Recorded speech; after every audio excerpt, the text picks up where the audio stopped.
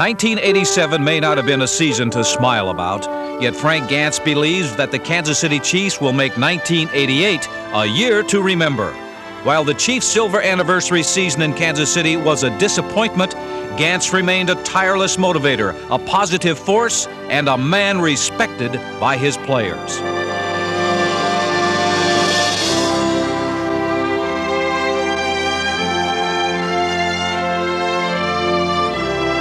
He instilled in the Chiefs a confidence and a spirit that could not be shattered, not even by a treacherous mid-season losing streak.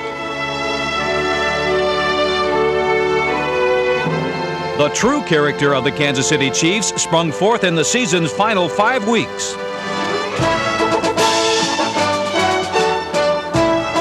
Powered by pride, this team engineered a finishing kick that was smooth and strong. It promises a 1988 that will be plentiful, abundant with the excitement of a talented team coming together. The expectation is a return to the playoffs. Despite a 1987 that produced an unlikely turn of events, the Chiefs remain committed and united. For the Kansas City Chiefs, it's all about keeping the faith.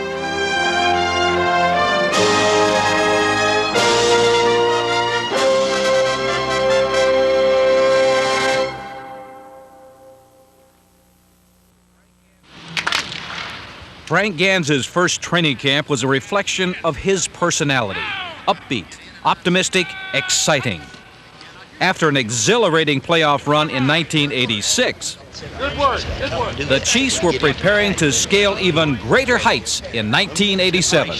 This team has no limitations on it. It's a team that I think can go as far as it wants to go if we believe in ourselves and take the proper attitude of going out there and working hard and facing the challenges each week that the NFL has to offer.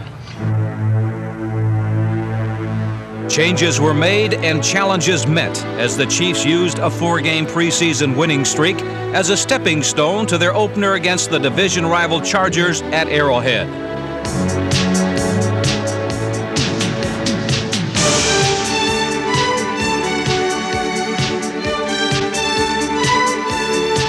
The tough lessons of summer were learned. The hard knocks of fall belonged to the Chiefs. This was a team on the rise, confident that success would follow them through another grueling NFL season.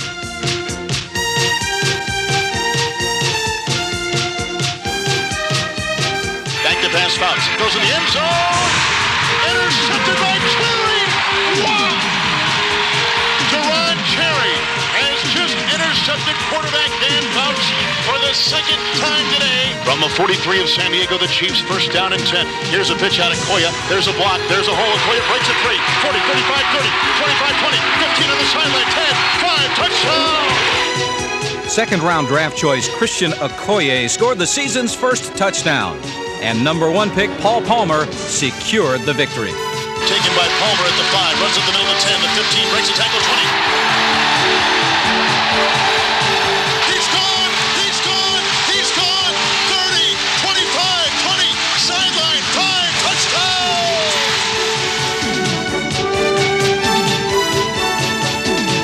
The Chiefs were winners, and everyone believed the victory ride was just beginning. As 1987 emerged, this team stood tall in the saddle, but the Chiefs were shot down in Seattle. And before they had the chance to get back up on their feet at home, the players' strike took their breath away. The regulars returned to a 1-4 record, and September's promise had become October's gloom. In the first game back, Carlos Carson's 197 receiving yards couldn't overcome a loss at San Diego. As the cool winds of November blew in, the Chiefs needed a gust of emotion. Chicago would be the eye of a Chiefs storm that almost blasted the Bears out of Soldier Field. Behind an offensive line of John Alt, Irv Eatman, Rich Baldinger, David Lutz, Mark Addict, Brian Joswiak, and Tom Baugh, the Chiefs' passing game tamed Midway's monsters.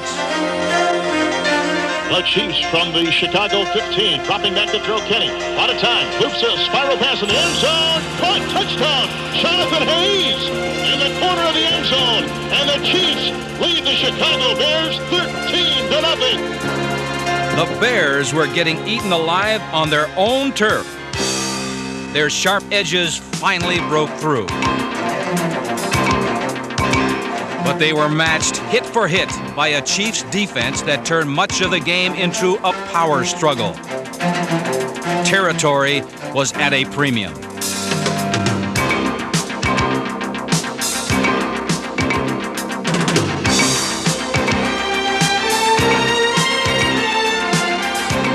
For the better part of 3 quarters, it was the Chiefs who clawed and fought, and did whatever was necessary to grab hold of victory in one of the NFL's toughest stadiums for a visiting team to win.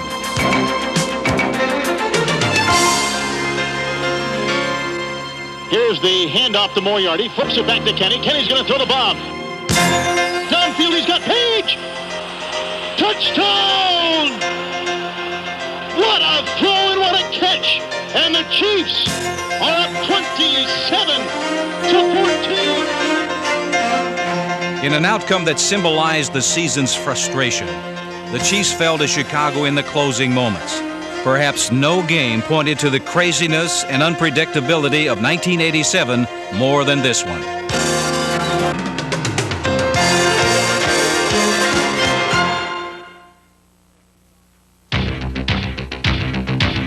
'87 saw some new seeds planted that yielded a bountiful harvest in the running game.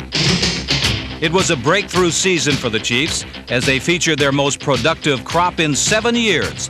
This is a unit on the verge of something special. Herman Hurd, Larry Moriarty, and the team's 2 top draft choices, Paul Palmer and Christian Okoye, ran around and through NFL defenses. A versatile combination of power and speed, anchored by the 253-pound Okoye, the league's leading rookie rusher.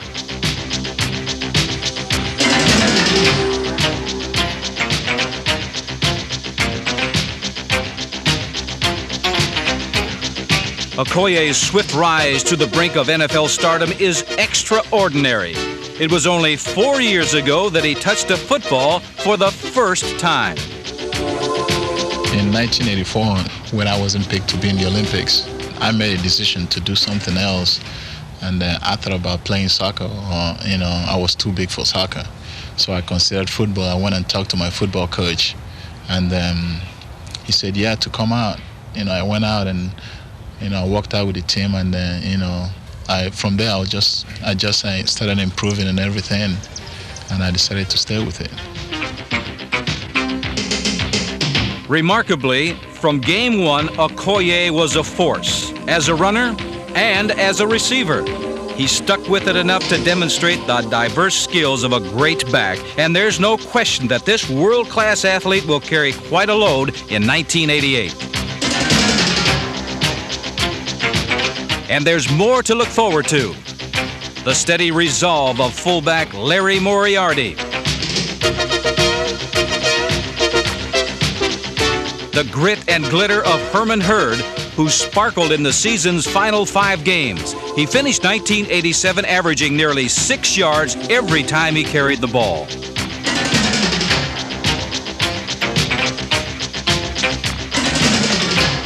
And Paul Palmer's impact will be felt even more in 1988. In limited action at running back, number 26 flashed his good looks, helping unmask a ground game that will continue to reveal itself not as a phantom, but more like a Rembrandt. Pitch out, Hurd cuts the corner, crosses the 35, keeps his balance, squirts through. 30, 25, 20, 10, 5, touchdown! While the running game burst forth like a meteor, the defensive secondary blazed another path of brilliance across the playing fields of the NFL.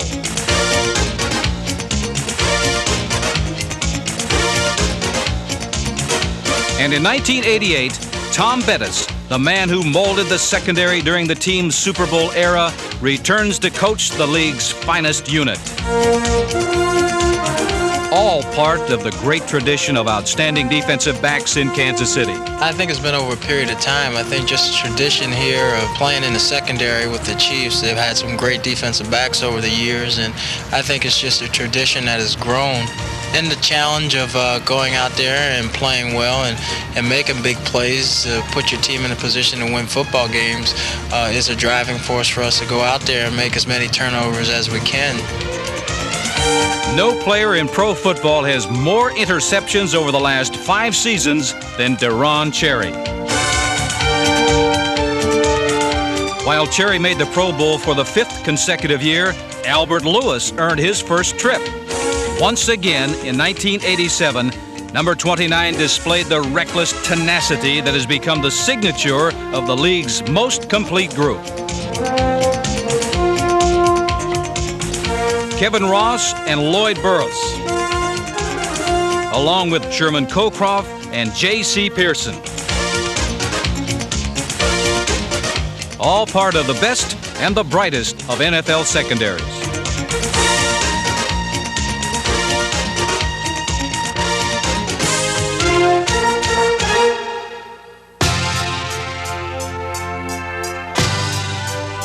Two years ago, the Chiefs' defense hit its way near the top of the charts. The challenge for new defensive coordinator Rod Rust is to bring back the pulse-pounding rhythms that shatter offensive arrangements.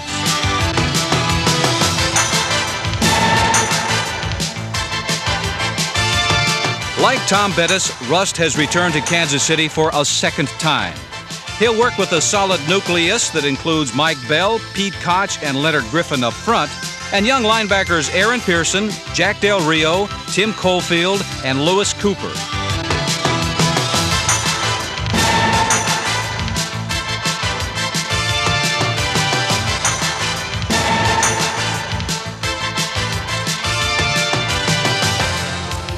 The heart and soul of the Chiefs' front seven lies within the body of 2 remarkable performers. One is linebacker Dino Hackett, number 56, the team's leading tackler. He's a man who takes his job rather seriously. The other warrior is the man in the middle, nose tackle Bill Moss, number 63. A second straight trip to the Pro Bowl highlighted another outstanding year for Moss, the key to the Chiefs' defense.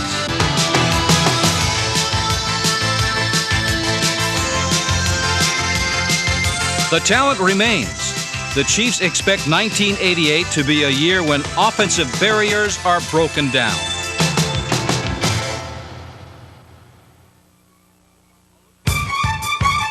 A losing streak takes its toll on the entire organization. Yet, the unique gift of Frank Gantz is his boundless optimism.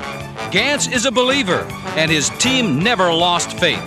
The real Chiefs busted out in the season's final 5 weeks, including convincing victories over the division rival Raiders and Seahawks.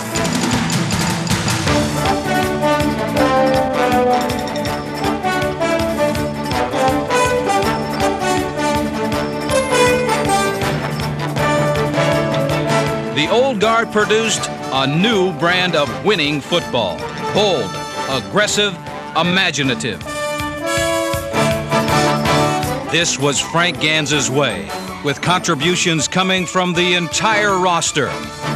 And veteran impact players rising above the crowd to give lofty performances.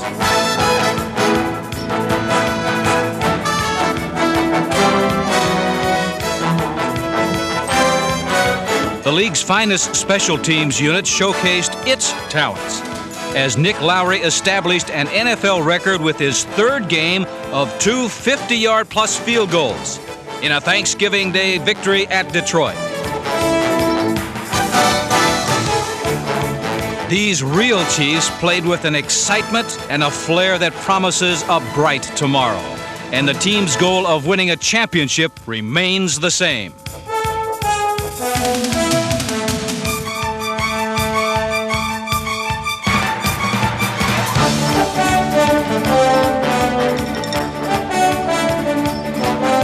Nothing is sure in the NFL, but you can be certain that Frank Gans believes his Chiefs are on the brink of something big.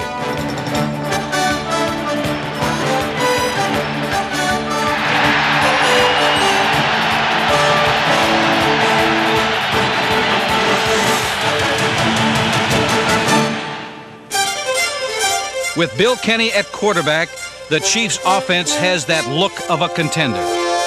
It's a striking countenance, one that reflects experience and poise. And in 1988, Kenny will work with a new offensive coordinator, George Sefcik, a highly respected assistant beginning his 16th NFL season.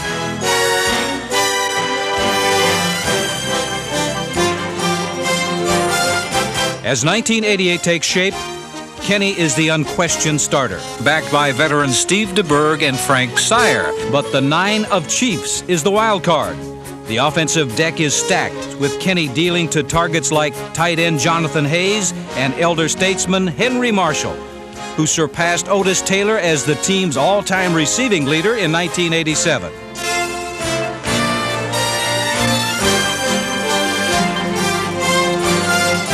Few teams can match the dynamic duo of Carlos Carson and Stephon Page at wide receiver.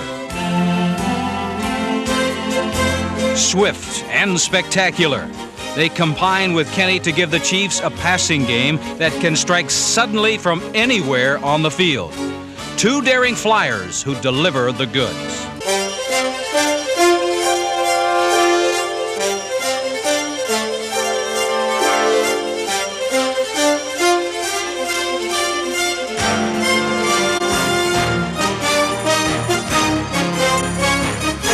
In 1987, Carson was the only player in the AFC to top the 1,000 milestone in receiving yards. And he now stands alone as the only Chief to exceed 1,000 yards 3 times. Kenny in the shotgun. Dropping back Kenny into the snap. He guns a pass. Spiral far side. Wide open Carson. 30, 20, sideline. Foot race. The 5. Touchdown. Week 15 saw these new Chiefs renew an old rivalry with the Super Bowl-bound Broncos at Mile High Stadium. For Denver, a must-win on the road to a division title. For the Chiefs, a chance to flex their muscle against the best in the AFC. A slow start had the Chiefs on their heels through a first half that Denver dominated, but a stinging counterpunch by Herman Hurd pulled Kansas City off the ropes. First down, 10 yards to go at the Kansas City 36. Chiefs trail 17-3. Kenny pitches out near side Hurd. There's a block by Okoye. Spraying Hurd free. 40, 50, cuts to the middle of the field. 40, 35, 40, down the middle, 20, 15, 10, 5, touchdown. In front of a hostile Mile High crowd, Kenny then took charge of the game.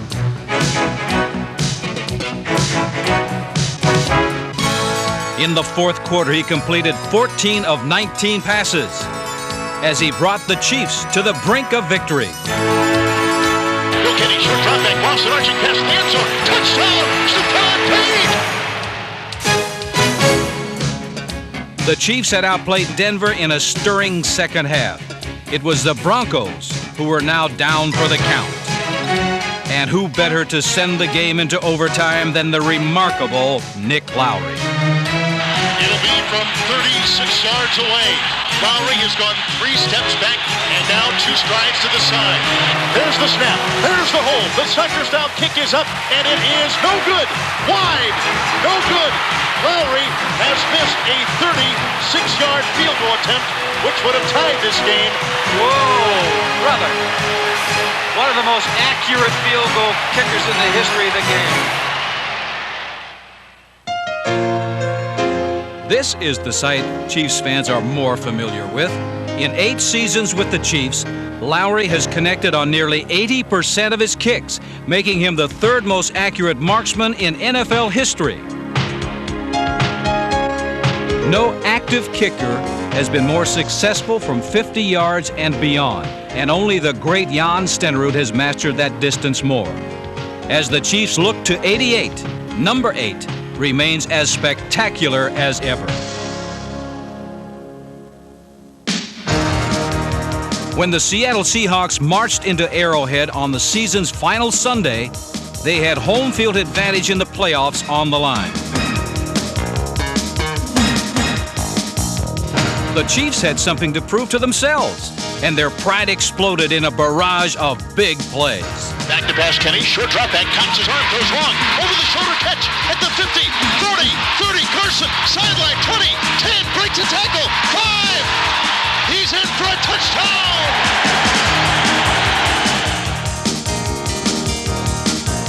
It was an overwhelming display of power and grace, and it stated rather forcefully that the time is at hand for these Chiefs to take their place among the AFC's best. They staked their claim for 1988. This would be the year to celebrate.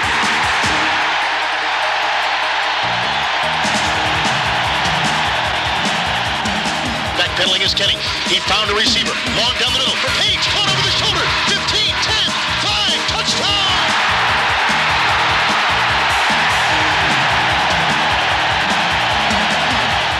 Yes, the one-loss record of 1987 was not what the Chiefs had anticipated. But there's more to this story than just numbers and statistics. It's about men growing up together, fighting through adversity to share in the excitement of winning football. The detour has been cleared. The road to success has been revealed. It's a path the Chiefs fully expect to lead them back to the playoffs. When the quality is there, sometimes it's just a matter of keeping the faith.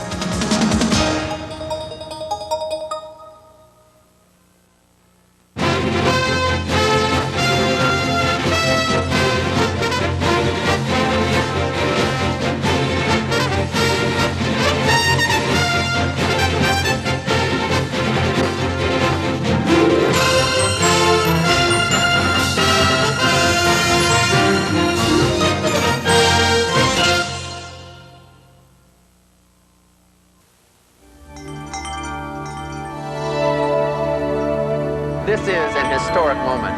Commander Willis is about to end her 28-year mission to Saturn. Major Schultz, what condition will she be in? Dan, it's hard to say. We believe she's been in hypersleep for most of the voyage.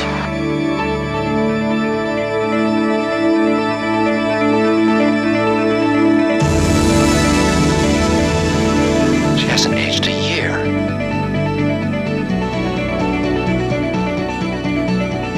How am I doing?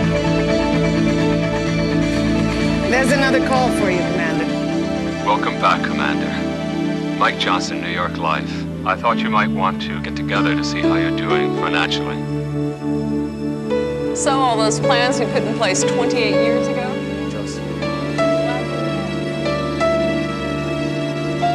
Your future is coming. Get the most out of life with New York Life. This film was brought to you by New York Life and its over 10,000 agents and representatives who offer you quality financial products and services to help you get the most out of life.